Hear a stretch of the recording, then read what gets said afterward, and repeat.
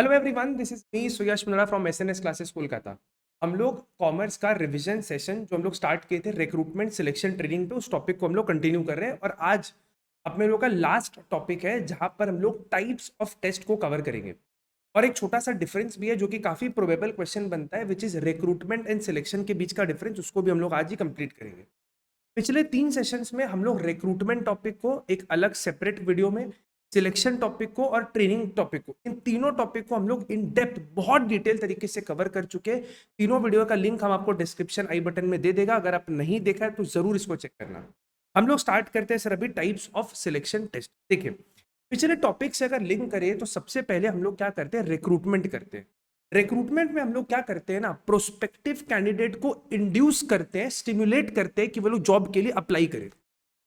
Sir एक बार उन्होंने job के लिए अप्लाई कर दिया, उसके बाद हम लोग उनका सिलेक्शन करते हैं। जब हम लोग सिलेक्शन करते हैं ना, तो हम लोग कैंडिडेट का केयरफुल स्क्रीनिंग करते हैं।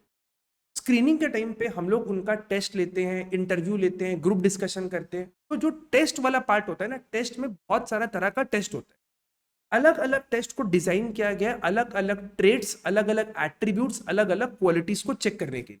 ये जो टॉपिक है ये मेरे हिसाब से आपके एमसीक्यू के लिए काफी इंपॉर्टेंट प्रूव हो सकता है। एक बार फटाफट हम लोग देखते हैं। सबसे पहला जो आपका टेस्ट होता है वो होता है intelligence test. Intelligence test use किया जाता है किसी भी कैंडिडेट के रीजनिंग कैपेसिटी को मेजर करने के लिए, कि वो बंदा कितना अच्छा हर चीज का रीजन दे सकता है। रीजनिंग कैपेसिटी को चेक करने के लिए, उस बंदे का मेंटल अलर्टनेस चेक करने के लिए, हर काम में वो कितना अलर्ट है ये चेक करने के लिए, उसका इंटेलिजेंस क्वेश्चन या फिर आईक्यू चेक करने के लिए, और उसके कॉम्प्रिहेंशन के कैपेसिटी को चेक करने के लिए। सर जो इंटेलिजेंस टेस्ट है ना, वो किसी भी कैंडिडेट की 4 चीजों को चेक करता है। सबसे पहला वो चेक करता है कि आप कितने अच्छे तरीके से हर चीज का रीजनिंग दे सकते हो, रीजनिंग कैपेसिटी, आपका मेंटल अलर्टनेस, कितना अलर्ट है आप हर काम में। इंटेलिजेंस क्वेश्चन को चेक करता है। एंड लास्ट आपके कॉम्प्रिहेंशन को, मेमोरी, कॉम्प्रिहेंशन मींस याद करने के, मेमोरी की क्षमता को चेक करता है इंटेलिजेंस। ध्यान रखना, हो सकता है आपको एग्जाम में कुछ इस तरह का क्वेश्चन आ जाए कि मेंटल अलर्टनेस कौन से टेस्ट से हम लोग चेक करते हैं। मेंटल अलर्टनेस कौन से टेस्ट से हम लोग चेक करते हैं, 4 आपको ऑप्शन मिलेगा, आपको टिक करना पड़ेगा इंटेलिजेंस टेस्ट में। तो ध्यान रखिएगा, इंटेलिजेंस टेस्ट 4 चीजों को चेक करता है। Your capacity to reason, capacity to comprehend, mental alertness and आपका आईक्यू को चेक करता है। नेक्स्ट बढ़ते हैं हम लोग एप्टीट्यूड टेस्ट। एप्टीट्यूड टेस्ट ये चेक करता है कि आप किसी पर्टिकुलर स्किल को सीखने का क्षमता रखते हो कि नहीं। यहां पर हम लोग ये चेक करते हैं कि अगर हम आपको कोई स्किल सिखाएं, कोई नया स्किल सिखाएं, तो आप उस स्किल को कितना जल्दी एक्वायर कर सकते हो, कितना जल्दी सीख सकते हो, कितना जल्दी आप उसको कॉम्प्रिहेंड कर सकते हो। किसी स्किल को सीखने का आपका कैपेसिटी क्या है, ये हम लोग चेक करते हैं एप्टीट्यूड टेस्ट से। सर नेक्स्ट आता है ट्रेड टेस्ट। और ट्रेड को ध्यान रखना है, ट्रेड का अलग अलग नाम है। ट्रेड टेस्ट को परफॉर्मेंस टेस्ट भी बोलते हैं, प्रोफिशिएंसी टेस्ट भी बोलते हैं एंड अचीवमेंट टेस्ट भी बोलते हैं। तो ट्रेड टेस्ट का 4 नाम है, चारों नाम प्लीज आप लोग याद रखना। ट्रेड टेस्ट ये चेक करता है ना कि जो स्किल आपके पास ऑलरेडी है, जो स्किल आप बोल रहे हो कि सर मेरे पास ये स्किल ना है। जैसे फॉर एग्जांपल एक टाइपिस्ट है, टाइपिस्ट बोलता है सर हम ना 1 मिनट में 52 वर्ड्स टाइप कर सकते हैं। सर 1 मिनट में 52 वर्ड्स टाइप कर सकते हैं। बोलेगा टाइप करके दिखाओ। ये चेक करते हैं कि जो आप नॉलेज और स्किल क्लेम कर रहे हो, जो आप बोल रहे हो, जो आपने अपने रिज्यूमे में, सीवी में लिखा है कि सर ये क्वालिटी मेरे अंदर है, हम बोलेगा आप इसको प्रूफ करके दिखाओ। हम टेस्ट लेके चेक करेंगे कि जो स्किल आपके अंदर ऑलरेडी है वो आप कितने अच्छे तरीके से परफॉर्म कर पाते हो। ठीक है। नेक्स्ट होता है आपका इंटरेस्ट है, जहां पर हम लोग आपके काम के प्रेफरेंस को चेक करते हैं। सर इसको ना चेक करना बहुत इंपॉर्टेंट है। आज मान लो एक बंदा है, उनका इंटरेस्ट है अकाउंटिंग में, टैक्सेशन में, बट हमने उनको प्लेस कर दिया मार्केटिंग के जॉब में। वो ना बंदा कभी भी परफॉर्म कर ही नहीं पाएगा, उसका एफिशिएंसी ड्रॉप हो जाएगा, हमारा रिसोर्सेज वेस्ट होगा। भैया वो बंदा काम कर रहा है, पैसा तो देना पड़ेगा ना उसको, लेकिन वो काम प्रॉपर कर ही नहीं पा रहे, वो अपना 100% दे ही नहीं पा रहे। क्यों? क्योंकि जो काम वो कर रहा है वो उसके इंटरेस्ट का ही नहीं है। तो इंटरेस्ट टेस्ट में हम लोग क्या करते हैं, एक कैंडिडेट के काम के प्रेफरेंस को चेक करते हैं, उस बंदे का क्या प्रेफरेंस है, क्या काम वो करना चाहता है। नेक्स्ट हम लोग का एक टेस्ट होता है जिसको हम लोग बोलते हैं पर्सनालिटी टेस्ट। ये बहुत इंपॉर्टेंट है चेक करना। यहां पर हम लोग ये देखते हैं कि जो कैंडिडेट है ना, उसका इमोशनल बैलेंस कैसे है, वो हर सिचुएशन में रिएक्ट कैसे करते हैं। ऐसा तो नहीं है कि कुछ थोड़ा सा हम लोग बोल दे रोने लग जाए, इमोशनल बैलेंस चेक करते हैं। इमोशनल स्टेबिलिटी रखना बहुत जरूरी है। कभी ऑफिस में काम का प्रेशर बहुत ज्यादा होता है, कभी कम होता है, कभी प्रेशर में कुछ बोल दिया जाए आपको, आप किस तरीके से इमोशनली रिएक्ट करते हो, आपका मेच्योरिटी लेवल चेक करता है, कब क्या कितना बोलना चाहिए, कैसे बोलना चाहिए, कैसे रिएक्ट करना चाहिए, आपका मेच्योरिटी देखा जाता है।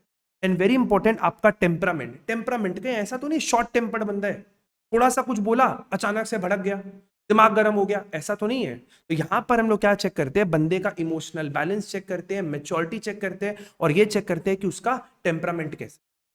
ये हम लोग बात करें पर्सनालिटी टेस्ट का, कि आपका पर्सनालिटी कैसा है, आपका इमोशनल बैलेंस कैसा है, आप कितना जल्दी इमोशनली आउटबर्स्ट हो जाते हो, टेम्परामेंट कैसा है आपका, ये चेक करते हैं। And last is dexterity test. ये मेनली इंडस्ट्रियल पर्पस के लिए आपके हैंड और फिंगर मूवमेंट को चेक किया जाता है कि आपका हैंड मूवमेंट कैसा है, आपका फिंगर मूवमेंट कैसा है। मेनली इंडस्ट्रियल वर्क के लिए हैंड और फिंगर मूवमेंट को चेक करते हैं हम लोग डेक्सटेरिटी टेस्ट से। तो आई थिंक आप लोग को ये पूरा टेस्ट क्लियर हो गया होगा। आप लोग 2 मिनट का टाइम लो, चाहे वीडियो को भी पॉज कर लो, पॉज करके एक बार फटाफट रीड कर लो, क्योंकि मेरे को ऐसा फील आ रहा है कि ये जो टॉपिक है ना, इसमें आपको एमसीक्यू से शायद कुछ ना कुछ क्वेश्चन टेस्ट किया जा सकता है, या हो सकता है आपको 2-3 टेस्ट का नाम दे दे, बोले इसको आप डिफाइन करो, इसको एक्सप्लेन करो, ये भी आपको पूछा जा सकता है। और एक छोटा सा क्वेश्चन आता है, कुछ लोग पूछते हैं कि सर जब ना हम लोगों को जो प्रोसीजर आएगा सिलेक्शन का, ये तो सिलेक्शन प्रोसीजर का ही पार्ट है, टेस्ट का पार्ट है, तो सर वहां पे क्या हमको टेस्ट में इसको लिखना पड़ेगा क्या? The answer is no.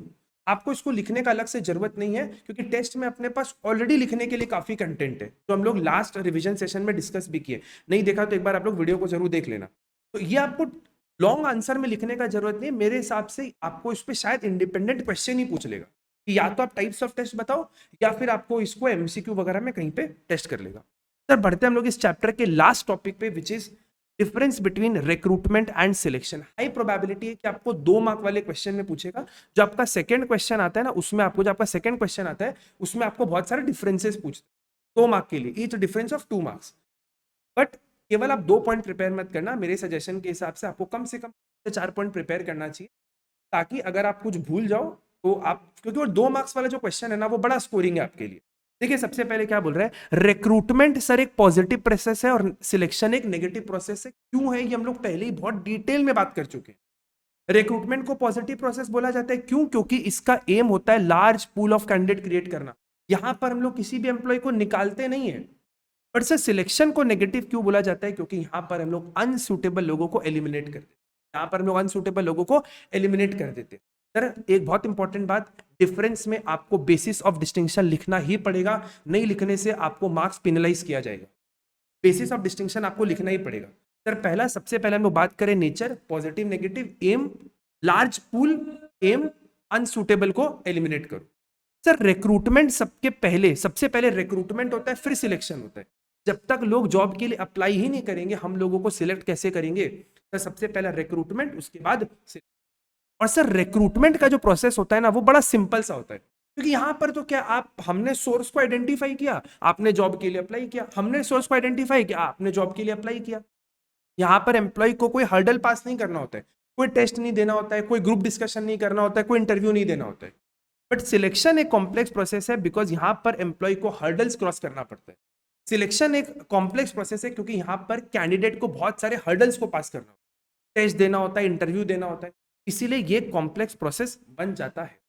ये मेरे हिसाब से एक इंपॉर्टेंट डिफरेंस है, जो शायद आपको एग्जाम में टेस्ट किया जा सकता है। एटलीस्ट डिफरेंस आप जरूर याद रखना, ताकि ये आपका 2 मार्क्स के लिए अगर टेस्ट किया जाए तो आपका शॉर्ट क्वेश्चन बन जाते हैं।